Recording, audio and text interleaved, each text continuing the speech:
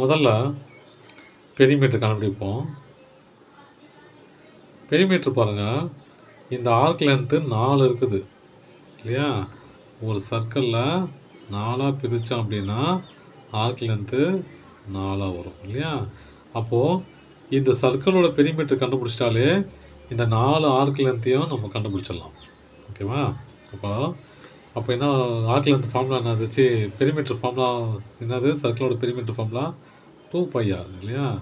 பைங்கிறது அவங்க கொடுத்துட்டாங்க 22/7. ஆறுங்கிறது 3.5 இல்லையா? அது 3.5. இது ஸ்கொயர், உள்ளே இருக்கிறது ஸ்கொயரு. 3.5னா இதுவும் 3.5, இதுவும் 3.5, இதுவும் 3.5, இது 3.5னா இதுவும் 3.5. ஓகேங்களா?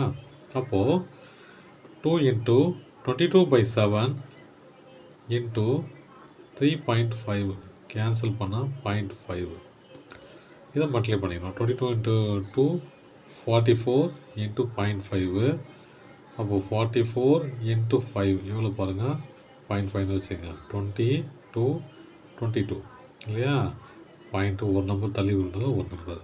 அப்போது 22.22 சென்டிமீட்டர். ஓகேங்களா? அப்போது இந்த ஆர்க் லென்த்து 4 ஆர்க் லென்த் இருக்குது இல்லையா? அது 4 ஆர்க் லென்த்து சேர்த்து 22. அப்புறம் இந்த சைடு லைன் இருக்குது இல்லையா? இந்த சைடு லைன் எத்தனை இருக்குது? 4 இருக்குது. அப்போது 4 × 3.5 சைடு லைன். 4 × 3.5 14. ஓகேங்களா? அப்போ பெரிமீட்ரு எவ்வளோ? இந்த ஸ்ட்ரக்சரோட டோட்டல் பெரிமீட்டர் எவ்வளோ? Total perimeter equal to 22 centimeter plus 14 centimetre equal to 36 centimetre. ஆச்சுங்களா? இப்போது அடுத்து நம்ம என்ன பண்ண போகிறோம்? ஏரியா கண்டுபிடிக்க போகிறோம். ஏரியாவும் அதே தான்.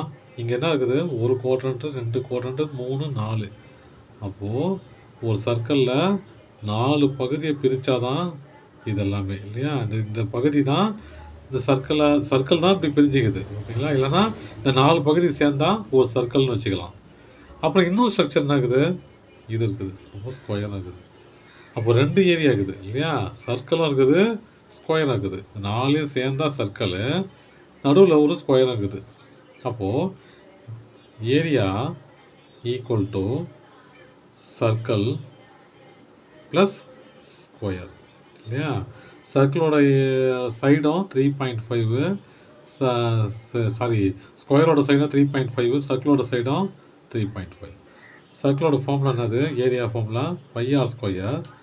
இங்கே ஸ்கொயரோட ஏரியா a². ஆனால் ஏவும் ஆரும் ஒன்று தான் இங்கே இல்லையா? எல்லாமே 3.5 தான். நம்ம எல்லாமே இங்கே 3.5 தான். இங்கே பாருங்கள், பிக்சரில் பார்த்தா தெரியும். இது 3.5னா இது ஸ்கொயர் இல்லையா? இது 3.5னா இதுவும் 3.5, இதுவும் 3.5, எல்லாமே 3.5 இல்லையா? ஆர்க் லென்த் தவிர.